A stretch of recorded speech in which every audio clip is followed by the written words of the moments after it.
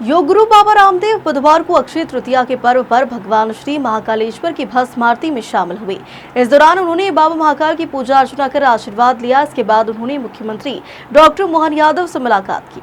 दरअसल बाबा रामदेव अक्षय तृतीया के निमित्त उज्जैन के महाकाल मंदिर में श्री महाकालेश्वर जी की दर्शन करने पहुंचे थे।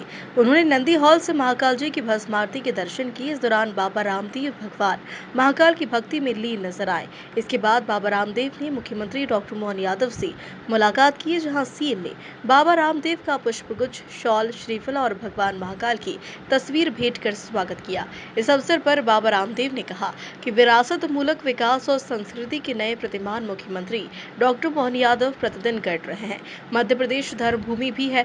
मध्य प्रदेश में कृषि से लेकर उद्योग तक हर क्षेत्र में विकास के नए आयाम स्थापित हो रहे हैं और अब तो मध्य प्रदेश धार्मिक, सांस्कृतिक और ऐतिहासिक स्तर पर भी उन्नति कर रहा है। आगामी सिंहस्थ महापर्व को लेकर भी यहां पर समस्त तैयारियां की जा रही है। इसके अलावा मीडिया से बात करते हुए बाबा रामदेव ने कहा कि वे पहली बार अक्षय तृतीया के अवसर पर बाबा महाकाल की भस्म आरती में शामिल होकर बहुत खुश है। उन्होंने कहा कि बाबा महाकाल का मंदिर योग, आध्यात्म और परमार्थ शक्तियों का सबसे बड़ा तीर्थ है। यह स्थान अकाल मृत्यु को टालने वाला और अष्ट सिद्धियां देने वाला है। वहीं इसके साथ ही उन्होंने पहलगाम में पर्यटकों की मौत पर दुख जताया और कहा कि धर्म पूछकर लोगों को गोली मारना पाकिस्तान का घिनौना पाप है। भारत सरकार को इसका जवाब देना चाहिए। बाबा महाकाल ऐसे राक्षसों के खिलाफ काल बनकर खड़े होंगे और सत्य की जीत होगी।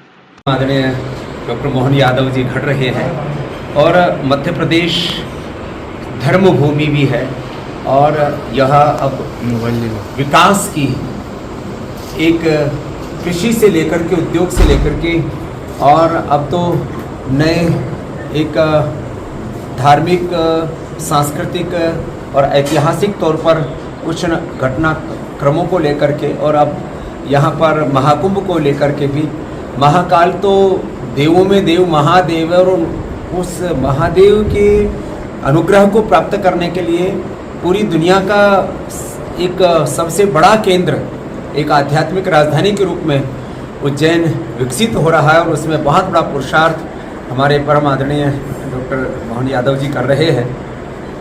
और यह भी एक नई सोच है कि जब कुंभ अब आयोजित होने वाला है 2028 में, वह भी इतना यशस्वी हो कि सनातन का गौरव एक नए स्वरूप में पूरे देश और दुनिया को देखने को मिले। तो सभी दिशाओं से अहर्निश पुरुषार्थ करके पूर्ण सात्विकता और निराभिमानिता के साथ, जैसे हमारे शास्त्र में कहा कि शासक को पूरा वीरता और विनय का उसमें संगम होना चाहिए, तो ऐसे वीरता और विनय की प्रतिमूर्ति होकर के करोड़ों लोगों की अपेक्षाओं के अनुरूप आप यशस्वी कार्य कर रहे हैं। उनको शुभकामनाएं हमारी। और आज तो हम अक्षय तृतीया को महाकाल के दर्शन के लिए आए थे। कोई राजनीतिक कार्यक्रम नहीं था, विशुद्ध रूप से एक आध्यात्मिक अनुष्ठान के लिए आए। और उसी संदर्भ में जब आपको पता लगा, मैंने तो इनको भी नहीं बताया था कि मैं आ रहा हूँ यहाँ, तो इनको जब भी पता लगा कि स्वामी जी यहाँ पर हैं तो इन्होंने अनायास मेरे को रात को फ़ोन किया कि मैं सुबह आपसे आशीर्वाद का आकांक्षी हूँ। तो मैंने कहा ज़रूर आपसे मिल के जाए।